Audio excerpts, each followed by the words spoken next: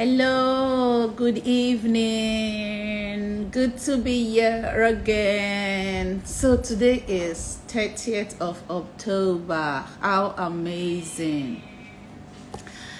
How interesting.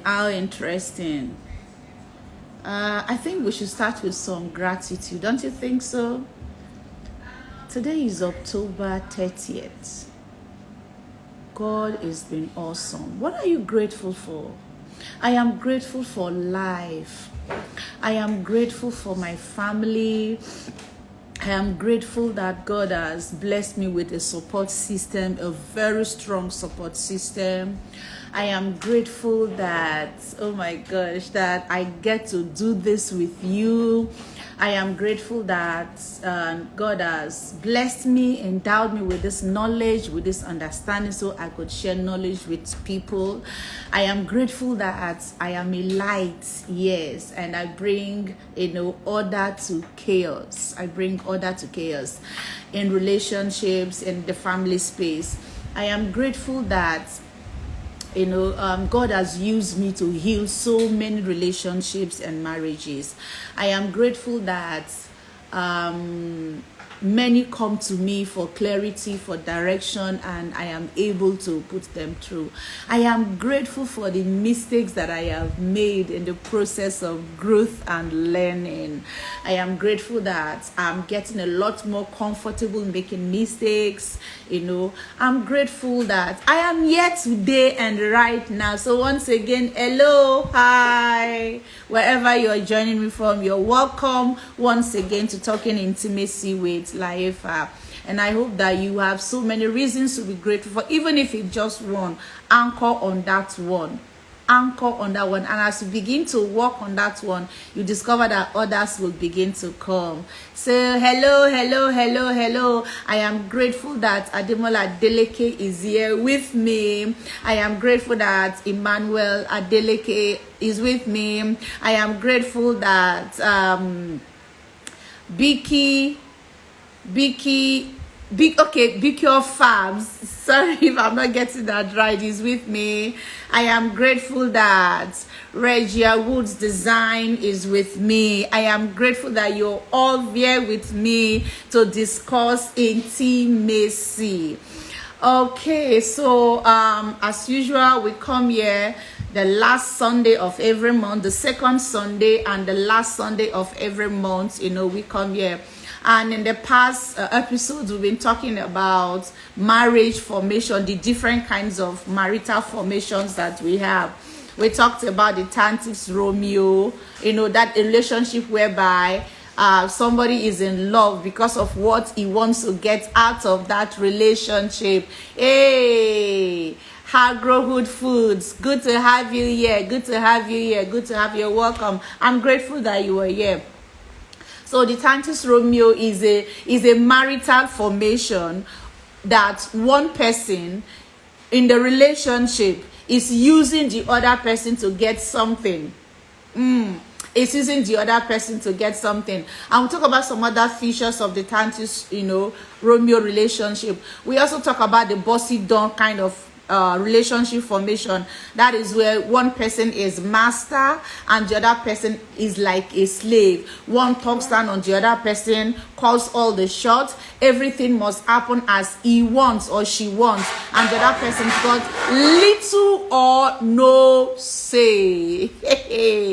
Gara. We hear shatters all the time. In relationship, things are just falling all over the place, In our life, things are just falling all over the place. So those are two of the relationship we talked about. We also talked about the brethren. Yeah, the brethren. These are those religious folks. They are not together, but it looks as if it looks as if they are still together. The only thing that is keeping them together is because what will the church say, or what will our fellow believers say? What will they say in our place of worship? What will the family say if we go apart? They are not together because all is holding them together, or all is well.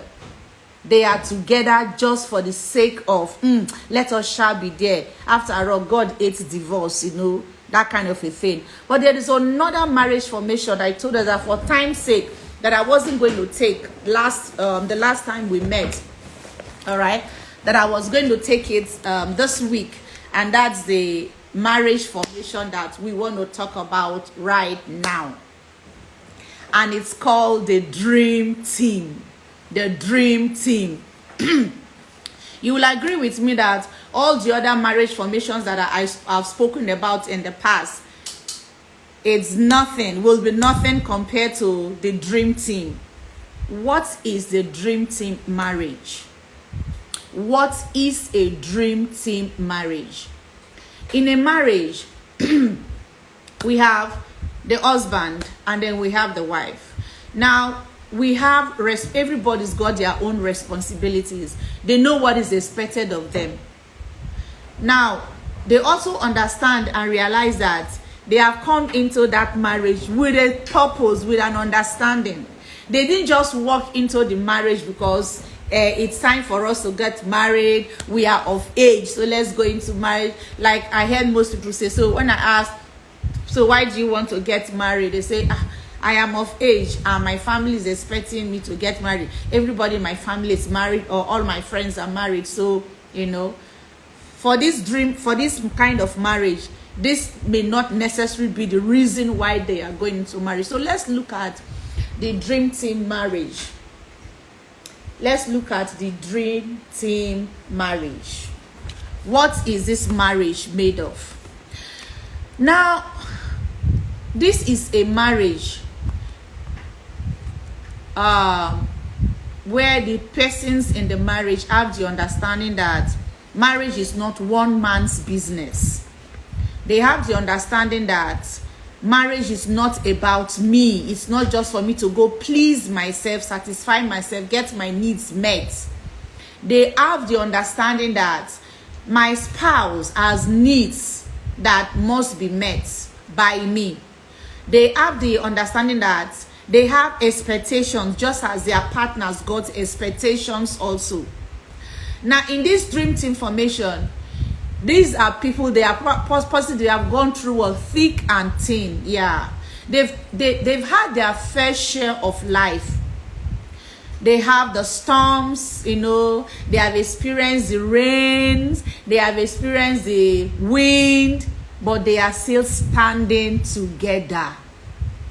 And this standing is not just because they just want to stand. They have done certain things to make them stand in that relationship. Oh, like every other, they will have their yes and no's in the relationship. But as far as they are concerned, the yes and the no's, the disagreements they have, is not enough to fling them apart, to put them apart. That is the dream team. Dream team. Mark the word team. Team means they work together. They grow together. They learn together. They prosper together. They fail together. They fail forward. All right. Now, they complement each other. The dream team marriage is a kind of marriage or relationship formation where they complement each other. They complement each other. Now, they don't fight over their differences. You don't hear one person say, I'm the only one taking care of the children. I'm the only one doing this. I'm the only one doing that. They don't do that. They know that where this person is falling short, God has given me the ability to measure up on this other area. So they complement one another. For example, one person may have poor financial understanding.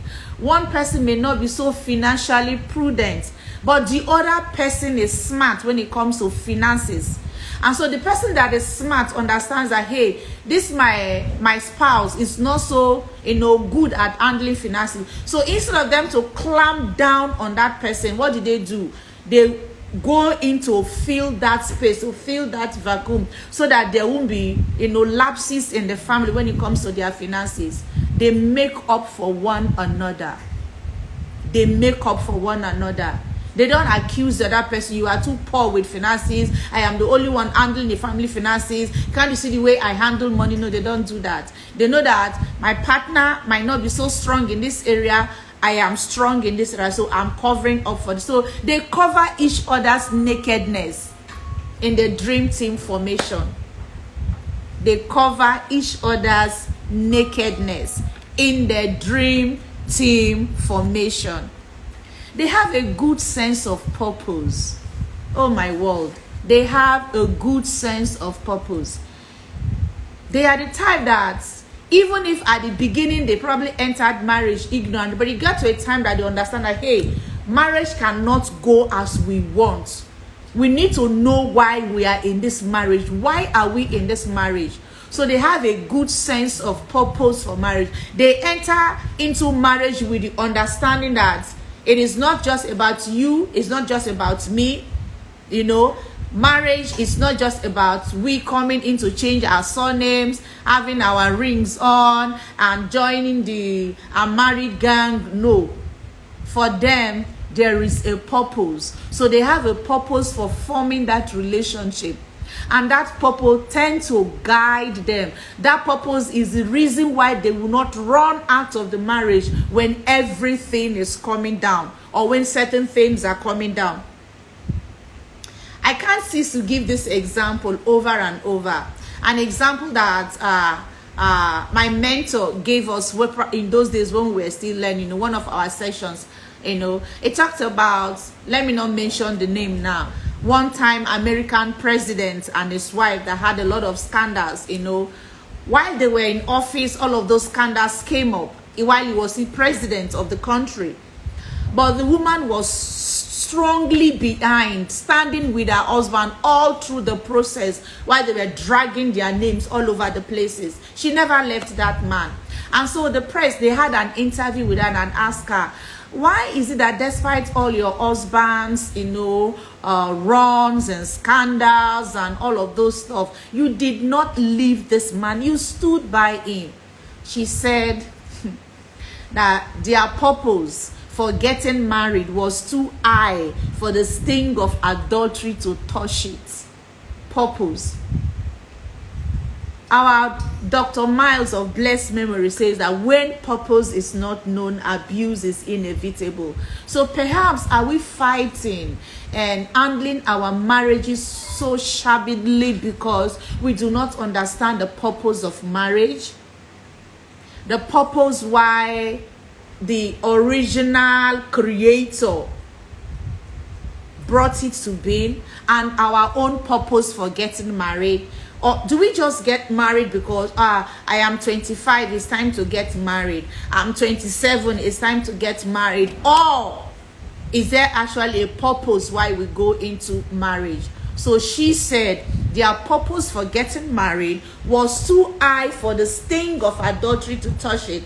She called adultery a sting. Boy, for me that is big. She called adultery a sting. This is the same adultery that some carry their bags and they are out, or they kick their spouses out of the house. As a matter of fact, there are some persons, they only smell, they just suspected that their partners are having an affair. They've not caught them. They don't have any physical proof, no tangible proof. They just suspected that the partner is having an affair, cheating on them, and then they go, hola. You see that somebody's kicking somebody's out, or somebody's carrying the bags and they are leaving. Yet another person somewhere says that the purpose of getting married was too high for the sting of adultery to touch it. What is your purpose of getting married? If you want to have a dream team kind of marriage, you need to know the purpose why you are in that relationship. And if you are listening to me this evening and you are not married, hey, please don't start the journey without clearly defining your purpose for wanting to start that journey. Don't enter into the ministry of marriage without carefully defining, understanding your purpose for going into that ministry of marriage. Find out what is God's purpose for marriage. Then know your own purpose for wanting to go in also. So the dream team, this dream team, they have an understanding of purpose.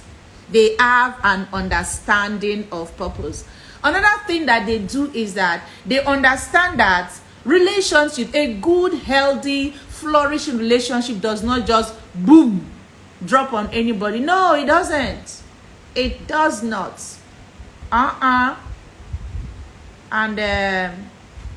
it's not something you inherit. It has to be worked out. It has to be worked out. You work it out.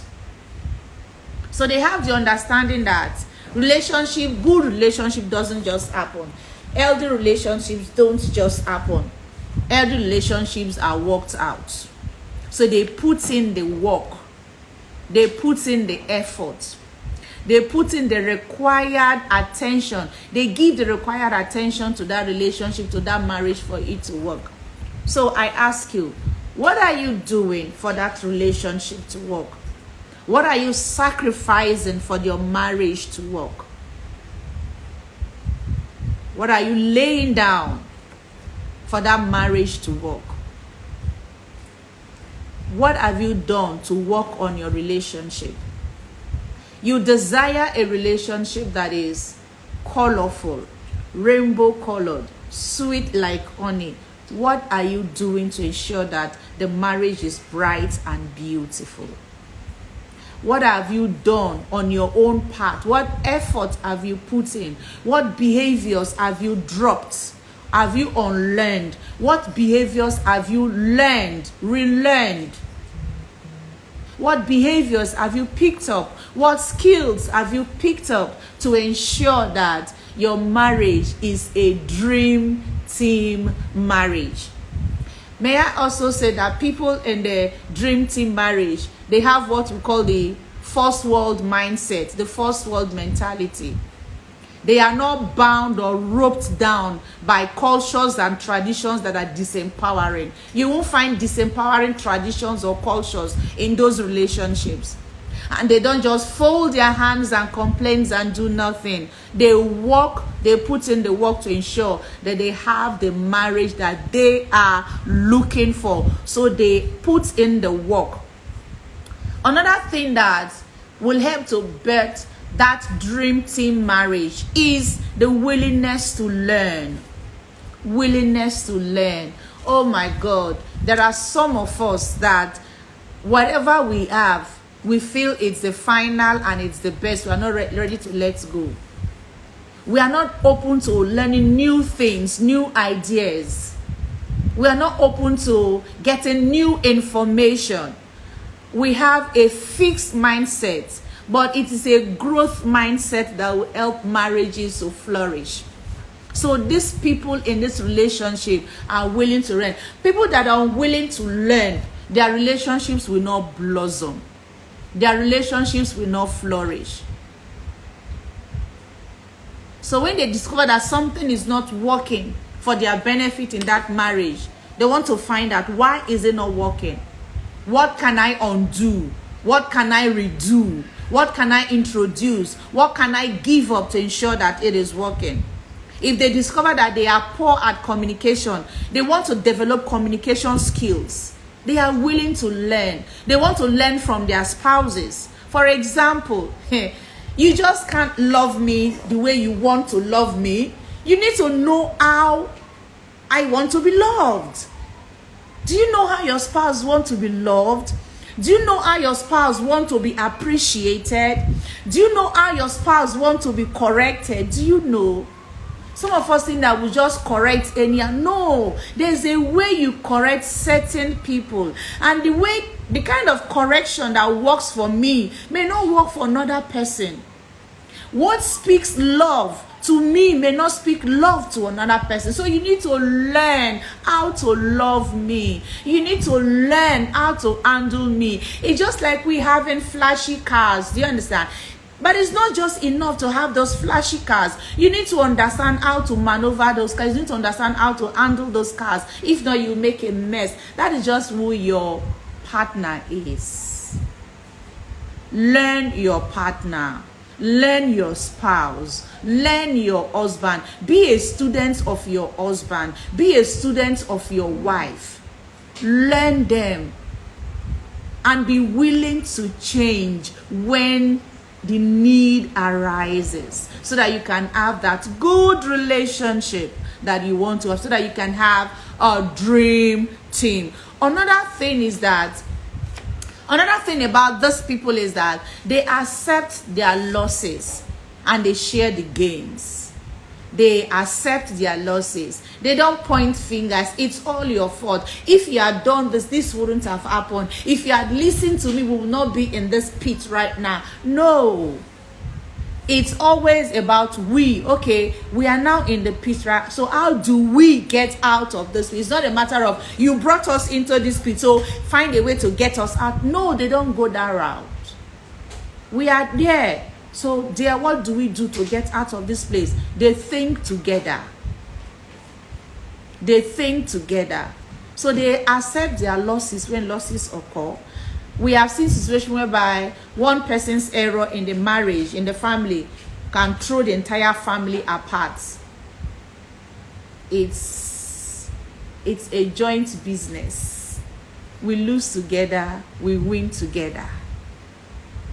So if you want to have this kind of a marriage, then you must have that mindset.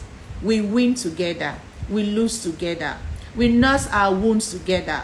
You know, just like the good book says, rejoice with them that are what? Rejoicing, and weep with those that are weeping. We don't turn our backs on each other when there are mistakes. No, we take it. I am the one.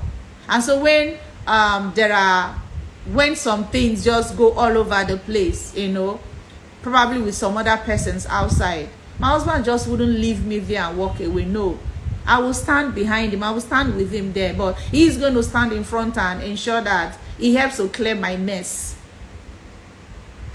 That is what marriage is about. So they lose together, all right? They lose together and they share their gains. It is about we, not you, not I. It is we, us.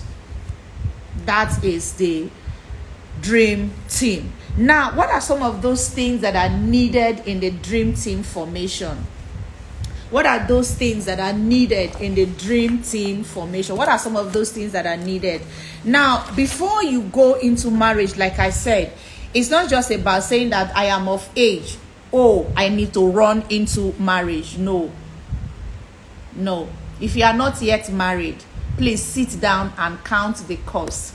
What manner of man is there that wants to build a tower and will not first of all sit down and count the cost to see if he's got enough to finish what he's about to start?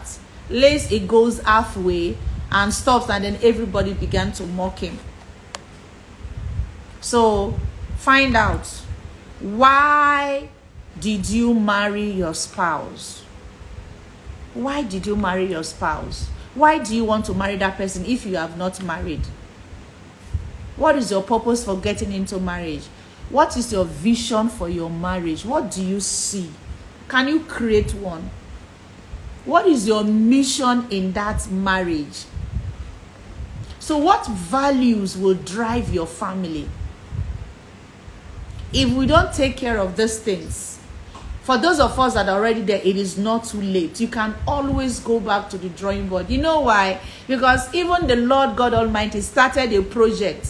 When the project didn't turn out the way he wanted to, he went back for plan B. Yeah, that's why Jesus came for you and I. Yes. So don't say that it's all over. I am a mistake. I am a loser. Go back to the drawing board. Start all over. Find out, what did I not get right? Where have I missed it? And what can I do to correct this? Okay. So what values will drive that home? Or what values are driving your home?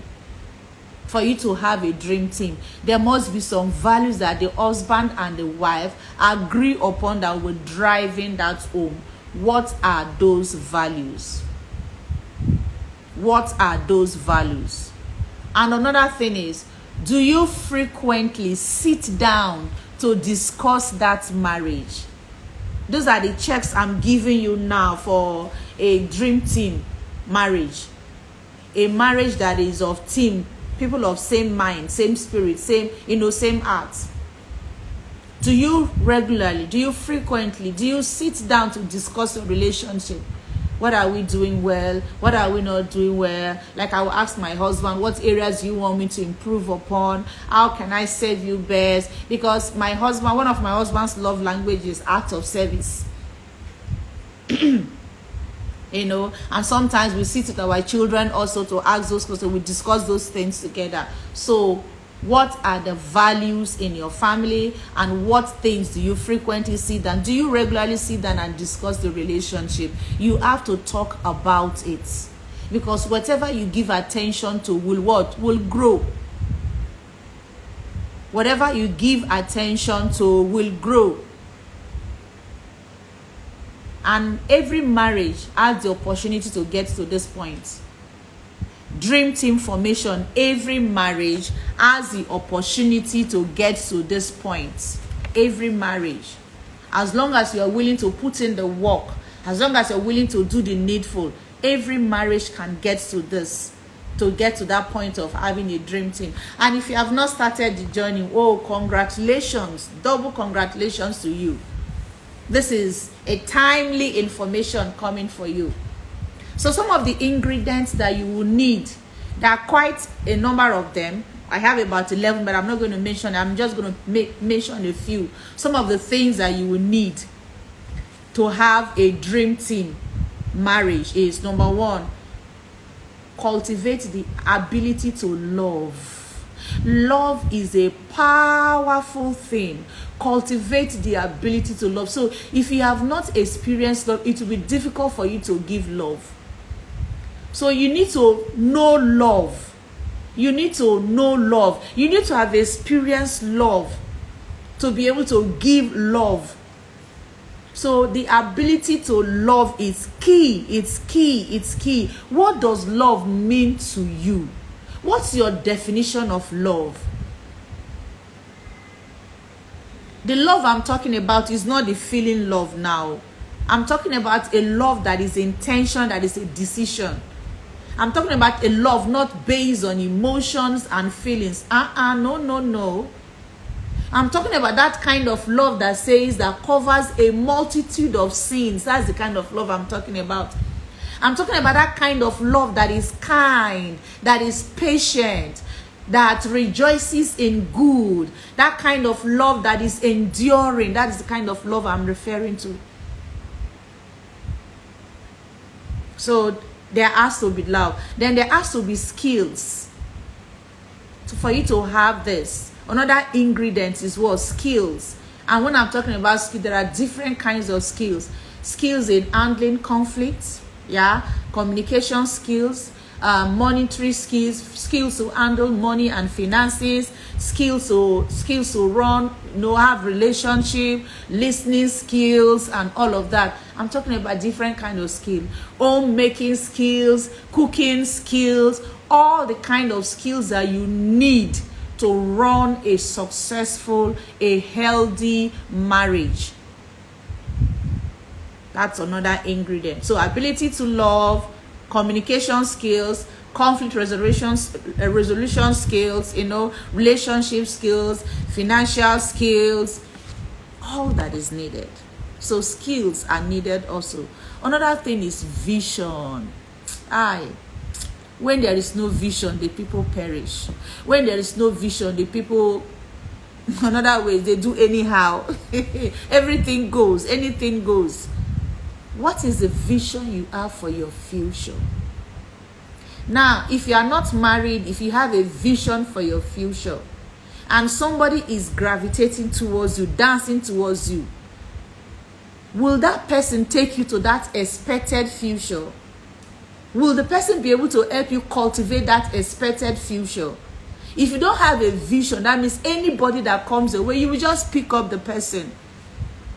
And that's one of the areas that people have confusion on who to marry. So, what is your vision? So, to build a dream team, another thing you need is what? Vision. What are your values for life?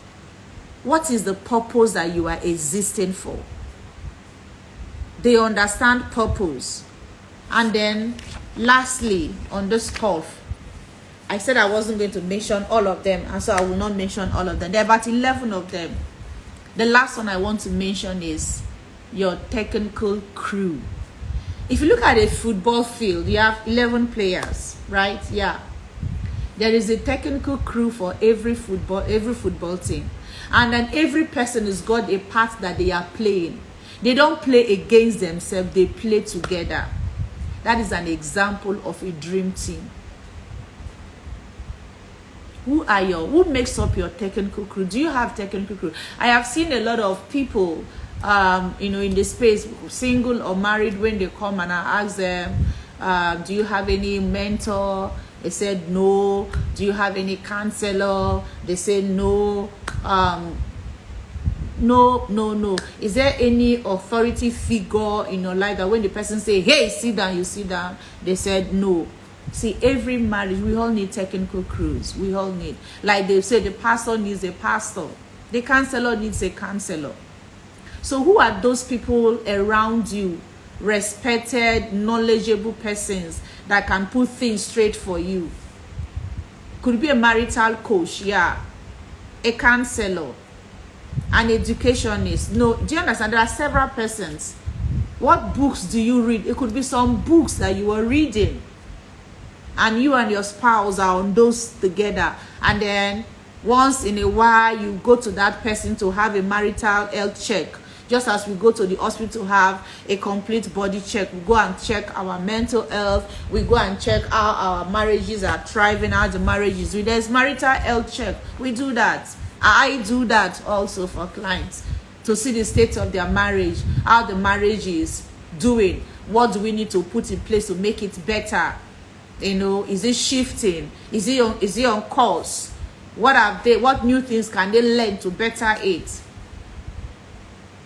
So those are some of the things that you need to have the dream team. The dream team is possible.